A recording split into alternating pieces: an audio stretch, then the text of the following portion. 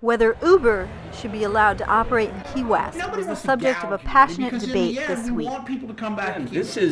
It's the future. There's not, you're linked in, you know who's going to get you, and he knows or she knows. I got picked up by a 28-year-old Ghana female that was a nursing student in Denver. The convenience of Uber and the fact that you call up or you text them, you see exactly where they are, you see how long it's going to take them to get to you. You've already paid them with your credit card. You can put your tip on your credit card. No money has to be exchanged. They're there. You're watching them come. So you download this app while you're waiting for your luggage. You get registered. It's seamless. Yep. It's the future. Yes. All the cab drivers that are against this, keep talking about all the cab drivers that are against this, it's just the future. You'll adapt. You'll get new vehicles and you'll Uber. It is the way to go. And for a 3 by 5 mile island that doesn't have Uber is a mistake. Yes. But the convenience of this internet cab system doesn't convince Key West taxi drivers. They came to voice their opinions at the community meeting organized by City Commissioner Sam Kaufman. I'm pretty loud in any event. I'm Pete Moranowitz. I drive for 5-6s. Uber is not the answer. It used to say, oh, I rate the driver. Did you know the driver rates you? Yes. Yeah. Why don't I work for Uber? Well, there's a simple fact. I have a family and a mortgage. So I've been able to build something of myself through 20 years in the cab industry. I treat people with integrity, honesty. The average Uber driver makes between $9 and $14 an hour. 60 hours a week, that means that I bring home $700 after taxes. 4 kids, mortgage, place in the community. Some even would say that they respect me in the community. I know that I respect them. You bring Uber in here, you disenfranchise 255 working people that have cab licenses. But the argument that seemed to move the group closer to consensus was that big franchises have already destroyed so many small businesses in Key West. I think bringing more corporate companies into Key West is a mistake.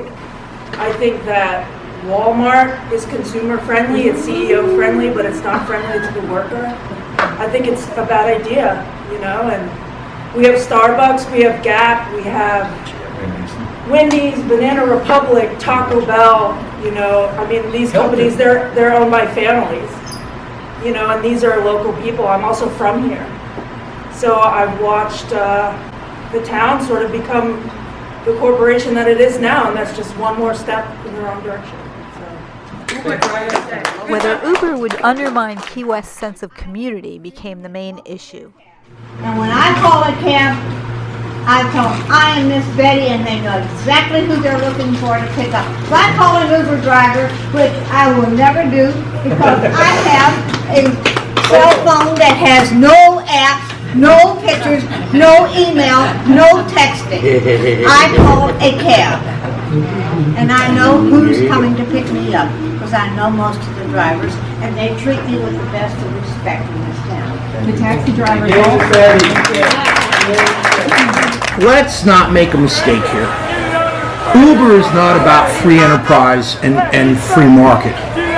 Uber is about a big corporation who's based out of the Bay Area, is global, and has been attacking delivery services all over the world. The challenge: how to preserve Key West's funky pink and yellow taxis while bringing them into the 21st century. Now, if you guys got an app to do that, and you were ahead of the time or with the times, we probably wouldn't be having to have this discussion. Amen. So, I'm telling you, just work on that.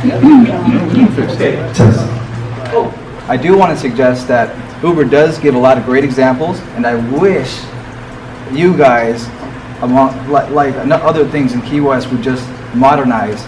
We all use this stuff. Let's let him finish. We're talking over each other.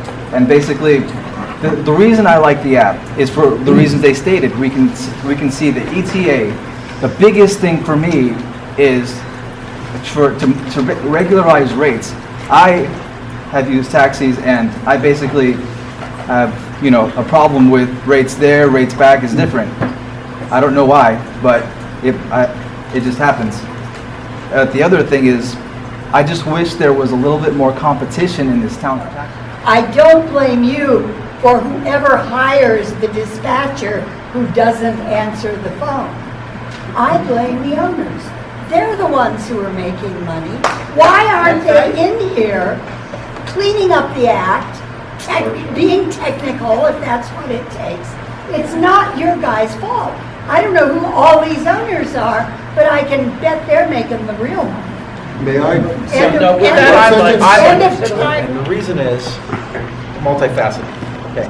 On the one hand, I have personal experience using Uber with my family in other cities. I have to tell you, it's been a positive experience. That's just anecdotal, I get it. But most people who've used Uber, they like it. I mean, if you ask the individual person, and that's been my experience too. Okay. We have a lot of retailers who say that I've talked to retailers in town, and they say, you know what? We're going to be out of business in a couple years. You know why? The internet. We're going to be out of business. Who's going to go to Duval Street and pay $200 for a pair of shoes when they can go on the internet on Amazon.com? I doubt any of you do that, right? Who goes shopping for shoes on Duval Street? Really? God, they love you guys. But I tell you, in my family, we go on Amazon or we go on Zippo, is it called? My wife gets Zippo.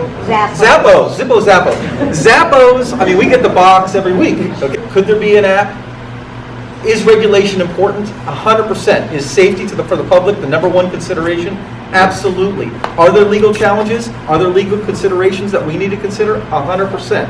Am I sold on an ordinance that could? Am I 100% sure that this could work in the city of Key West? I'm not. I'm not. But the allure of this, I have to tell you, the idea of having Uber is something that a lot of us would like to see. That's just.